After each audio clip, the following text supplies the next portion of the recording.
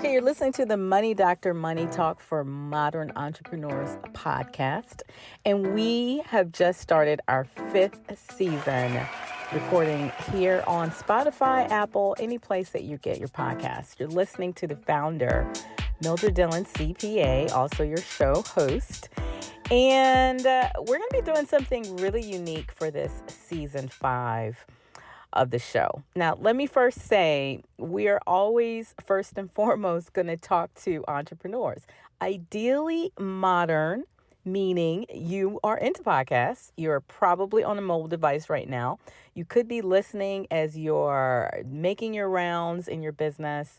You could be working from home still, despite what is going on in our current politics. Any of those things, you could be running a business, but get this. You could also be working a job. And so for this season of the podcast, I'm going to be doing something, especially in this first episode, that I've never, ever done before. I don't think so. I'd have to go back and listen. I am going to give every single one of you entrepreneurs out there, especially if you're new in business or you're making some kind of pivot, or maybe you are holding down a job. I'm going to give you permission to keep that job. And if you don't have a job and you're going to fit in one of these 3 categories that I'm going to talk about, I'm going to give you permission to go get a job. That's right. Now, that doesn't make you less of an entrepreneur because you have a job. But it's one of those kind of unspoken things that I've experienced in all of my years of working with business owners, where they've got something supplementing that business, but none of us talk about it because it's a J.O.B, which the joke has always been meaning just over broke. But I'm going to define job in a whole new way for the entrepreneur. And I feel like that has to happen because I have experienced some changes in our industry, meaning small business, but specifically I'm talking to that solopreneur or that person who maybe you don't have staff and you're pulling it all together, or maybe you do a lot of outsourcing, or you're doing the VAs, things like that. Okay, still a legitimate business, especially if you're filing those taxes and taking advantage of those deductions. Exercising your rights to pay less tax is what I call it. But here's the thing. If you are struggling in any kind of way, we just passed Valentine's Day. My book, Take Your Job and Love It. And if you don't have one, let's get serious about finding it, especially if you're struggling. Because here's the thing. Times have changed. The market has changed. The market is much more educated than they used to be. No matter what product or service you're offering, if someone is looking to buy, they're showing up a lot more informed. They've already checked you out online. Hopefully some good stuff. I guess if they're calling you, I guess it was good or good enough. But they already know what it is you do, or at least they think they do. That's where things can go off the rails, depending on our messaging. But they've done their homework. They've done their research.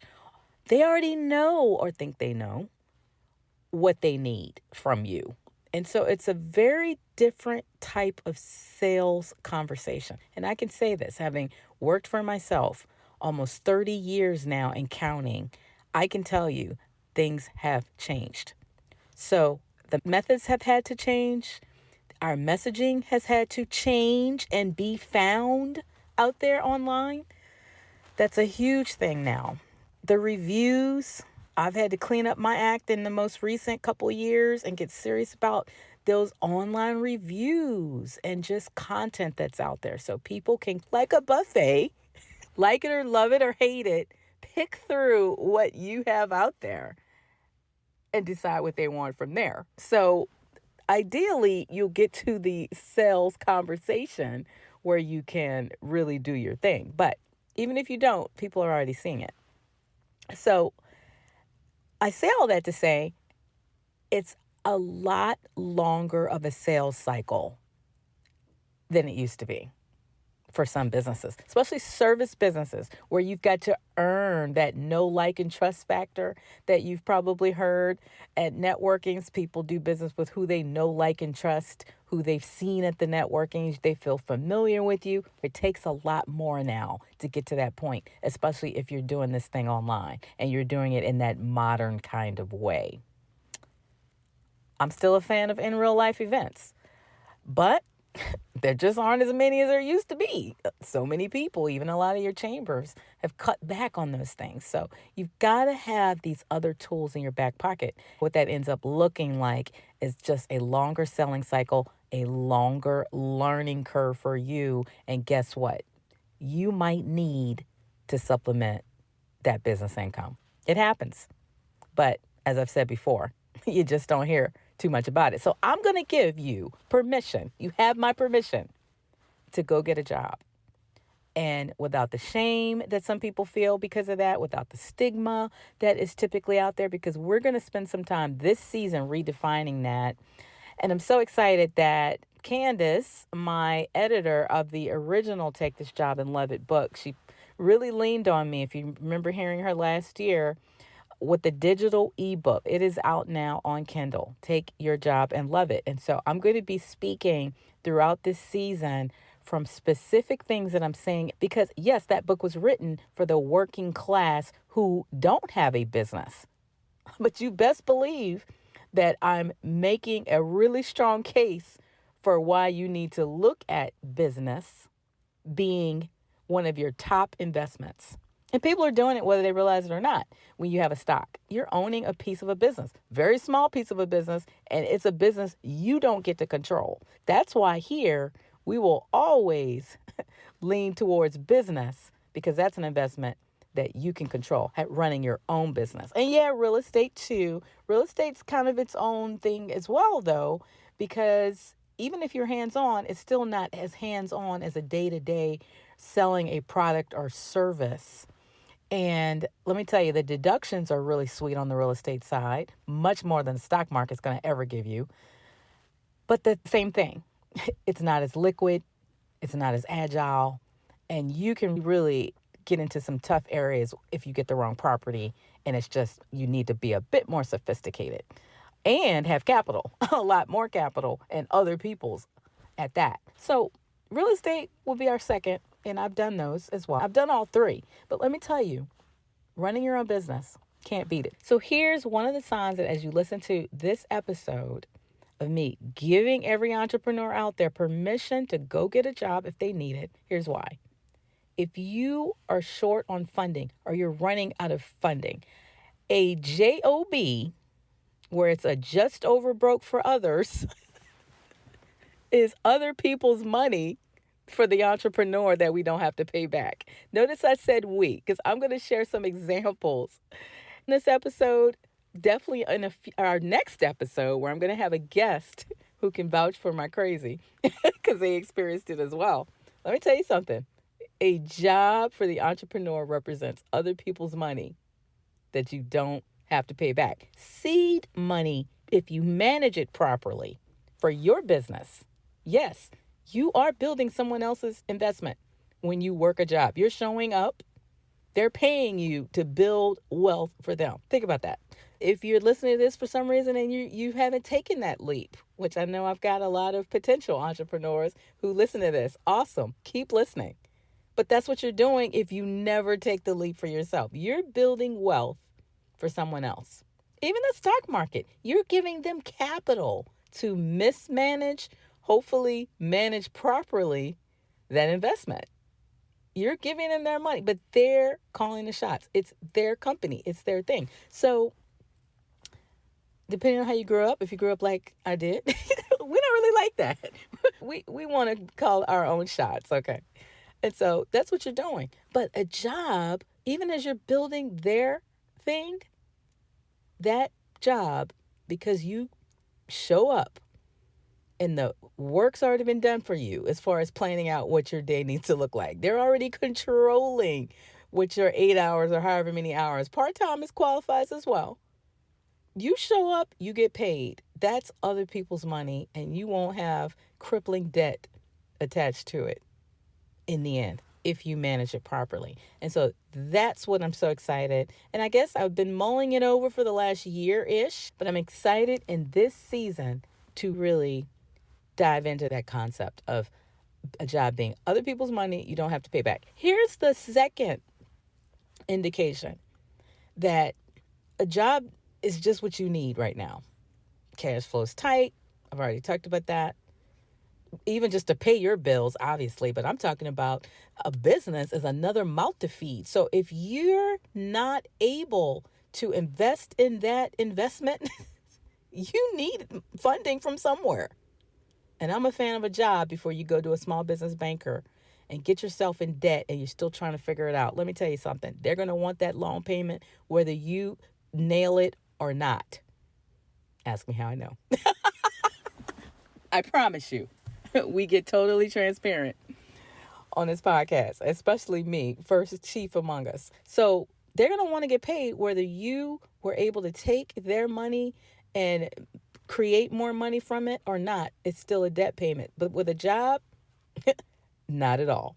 Second sign, though, is you really have hit a wall with your skills. Because if you don't know how to do something, of course you hire someone who does, right? Or you outsource to the specialists who know what you don't know. That's just smart time management.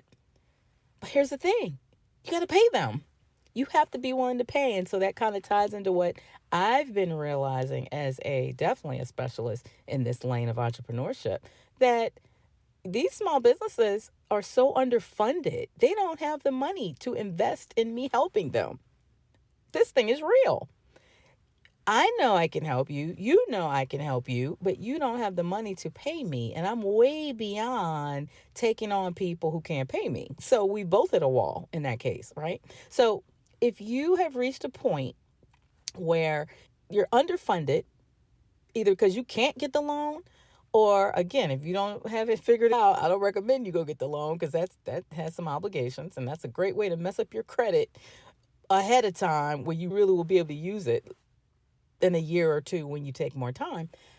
But here's the thing. You need skills. A job is on the job, literally, training. It's free skills. It's free training without, again, the student loan debt. I want you to think about, most of us know people who didn't go to college and they're making a lot of money. They're extremely successful. We've heard of those people. That's because success is not guaranteed with a degree. But a lot of times, debt is student loan debt, and we've heard all about that in the news. So I won't get into that more, and we all know what that is, especially if we took some on. On the job training, that's skills. You get to show up, I already said, and get paid, but also get skills that no student loan debt is attached to. You don't have to take classes at night. You're trying to get that online degree. If you can get the right job, and that's exactly what I did. There are 3 examples I can think of over my almost 30-year period that I purposefully got a job. Each one only lasted 4 months. That's the funny thing. I was prepared to do it a lot longer. But because I learned what I needed to learn, the money took the edge off. It gave me a chance to chill out, relax, stop stressing about the bills. That I got back into my creative zone. And I left there with skills. The first one, I'll just tell you, I passed the CPA exam in all 4 sections in one sitting because of going to a particular job. Pretty amazing stuff, if you think about it. I would say that job helped catapult me to the next level, most definitely. And so when I talk about skills, I'm talking about learning something you don't know. The reason I'm a fan of using tech in business, I had a corporate sales job. Actually, twice, now that I think about it. You've heard me talk about being the Google girl in the Best Buy stores. That was years later. That was 2012 for about 3 months-ish, okay, during the launch of the Google Chromebooks. And that was a job. I got selected, though, because of my use of the cloud at that point. Limited, but still, I knew what Chrome was and I knew what Dropbox was. And because of those 2 things, I got the gig. Google taught us the rest. Isn't that amazing? And I took those skills and I applied those to my business. And so when you hear me talk about my CPR training, that literally is how I built my business, applying that training to my then struggling side hustle. I think at that point I'd been side hustling for 7 years.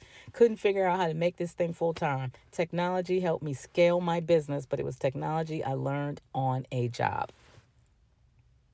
But before that job, I'm talking about New Horizons computer learning. I literally got a sales job because I didn't know how to sell. I realized, I'm like, man, I need to sell this money doctor thing. What is it, number one, but how do I sell it? And I realized, they don't really teach you how to sell in accounting. That's not what my degree was in. And so I could look back on it now, but I'm like, I don't want to just get any job. I want a job to teach me sales. And turns out it was telesales. I was so mad about this. Chained to a desk, the one thing that I couldn't do from home was make cold calls. I just couldn't do it. I had the leads, but I couldn't make the calls. And so I end up with a job, wouldn't you know it, having to cold call for 8 hours a day. Oh my gosh, with my boss listening to every call. Talk about pressure. But to this day, I could sell anything over the phone. I don't care if it has something to do with something that happened at the doctor's office, whatever. I can get on a phone call and get results. And I can tie it all back to that job. That was 2004. So that was even right before Hurricane Katrina. So what's my point? Because I feel like I'm rambling a little bit, but I hope some of this is sinking in. This is all in my attempt to give you permission to go get a job. Here's a third reason. If you get a job, it can take your business, struggling or not, to the next level. Not only is it seed money, not only is it skills that you don't have, but you know what? It's connections, it's exposure, it's contacts, being on that job that you don't have to go find just because you're in the space, because you're in the right place. That job can provide the connections. Not only that, we all know, not as common for all jobs, the benefits, the system, okay, that you don't have, you can learn on a job. I saw this just recently, sitting at a Waffle House, if you can believe it.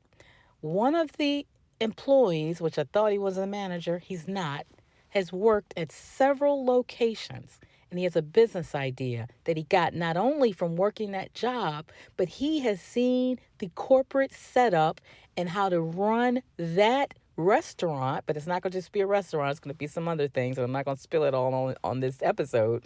But he learned that from seeing someone else do it, from seeing it at the top levels of corporate. And I touched on this last year. It's a bonus episode. Go back and listen to it, that jobs are on the chopping block. Here's the thing. If you've had the right jobs, you could be a tremendous asset to a small business owner. That job gave you exposure to things that when we're out here hustling 100%, we aren't exposed. Account temps sent me into that first job where I passed all 4 sections of the CPA exam in one sitting. I learned that because of that corporate structure. New Horizons taught me how to sell and do it over the phone. The Google training taught me how to present. I noticed me, even in my radio shows, a totally different way of presenting ideas because I had to do it on the sales floor. Look what's happening. Each and every one of those were corporate umbrellas that I willingly, might say, didn't have a choice if I had to pay the bills. I remember maybe all 3. Yeah, it was about paying the bills. It was. Or it was about making sure the bills got paid. I'll put it that way. Making sure the bills got paid because I didn't believe in paying anything late. So if there was any chance the mortgage would get missed or the car note would be late, I was going to get something to supplement.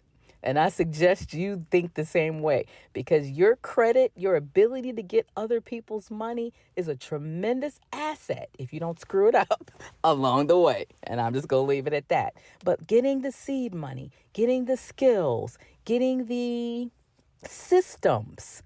I learned CRMs. That sales job, the first thing that they put us in front of was Outlook. I'd never seen Outlook like I saw it at this corporate job. Let me tell you something. It's the same outlook, but very different from a corporate standpoint. And it taught me to appreciate that once I got off that job. Since that time, our company has used CRM, Customer Relationship Manager, where all the details of every single contact are kept in a database that's shared by everyone who is in position to serve that customer. I learned to appreciate that on the job. It was amazing to be able to call somebody back in a month and pick up right where we left off because all the details were there. And guess what? Technology reminded me to do it. Loved it. But I learned that on the job. I didn't learn that out here on my own. So that's why I wanted to kick off this season with that. Yes, I know it's tax season. Yes, I'm a CPA and all that stuff. But here's the thing. You could go back 4 seasons and hear what I was saying in February. Of course, we got due dates coming up. Of course, you need to know if you should be a corporation or not. We've talked about all that. Check back last season and the season before. Go back and listen to those episodes. They're as relevant today as they were then. But this message, let me tell you something. This is a timely message because if you thought things were rough before, look at how many people are now all of a sudden out of a job with no backup plan.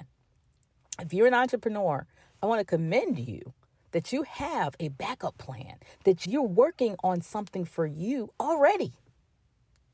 Let's take advantage of all of the tools available to us to build our businesses. And what I'm saying, maybe in a roundabout way, a new message for me, we'll clean it up and get a lot sharper as we go. What I'm saying is one of the best tools you could have in building your business is the right job. All right. I'm going to leave it at this. I'm going to say it's on Kindle. Take Your Job and Love It. I'm going to invite you to check it out. I'm going to put the link in the show notes. That'll take you right to it. Or you can search my name, Mildred Dillon CPA. You'll find the latest thing. It's got the green cover. Take Your Job and Love It. And the thing that excites me the most about this book is because it's clickable. You'll see that in the subtitle. Clickable solutions, okay, to maximize that paycheck. Because listen, we want to get a job, but we need to manage that paycheck the right way because the rules are different. You can earn a certain amount of money, but because you're doing it as a job, you're not going to bring home all the money that you would with a straight invoice, okay? But it is consistent. You can count on it coming up. You show up, you get paid, okay? Unless you're on the Doge hit list, and we hope that's not the case. But that's why we're having these messages right now, because you need a backup plan. And that job may be the backup plan if you're an entrepreneur. So I'm going to invite you to check it out. Take Your Job and Love It. You'll be able to click through to the actual recommendations, my YouTube channel, click through to some of the courses, some of the resources that we're using, free checkups, all of these clickable links to be able to take your job and love it in a whole new way. But I always say in the right way, where you're maximizing take-home pay and all the other things after that we teach in the money system. Yes, the book is the MONEY system. I'll be diving into that in future episodes. But in the meantime, go check it out. If you're a Kindle Unlimited subscriber, you'll have access to it 100% free. And then if not, I think I've got it priced at $7.99. 7 is the year of completion. 8 is the year of new beginnings. So whichever one you're at, we've got you covered at $7.99. Okay. So I want to say thank you so much for listening. I hope your year is off to a great start. All jokes aside, which I'm not joking, but if you really do need to know more about just entrepreneur taxes and things like that, go back and check last year's episodes. We've got 4 that you can tap into to get that information. And so in my next episode, I'm going to have a guest. We're going to be doing remote again, going back visual with the podcast. And she's going to share her story. This is how I knew this was confirmation. After, like I said, thinking about it at last 2 quarters of last year, right in the month of January, I got confirmation that I wasn't crazy. And it's time to move out with this message of giving entrepreneurs everywhere permission to go get a job, but we need you to get the right job. And we're going to be talking more about that. Okay? So I want to thank you for listening. Please subscribe to the podcast, share it with your family and friends. I appreciate you so much. If you've been sharing it, we do see our subscriptions going up. You can catch us on, of course, Spotify, Apple, anywhere you get your podcast, even the YouTube channel. We're getting more views over there as well. Or you can find me on social media at any of the platforms at Your Money Dr. And then if you'd like to send us a message on our Facebook page, you can do that at The Money Doctor. You'll get the Money Doctor team over there, The Money Doctor, all spelled out. All right, I'm going to say make it a great day, especially for your money. Mildred Dillon, CPA, signing off. We'll see you next episode.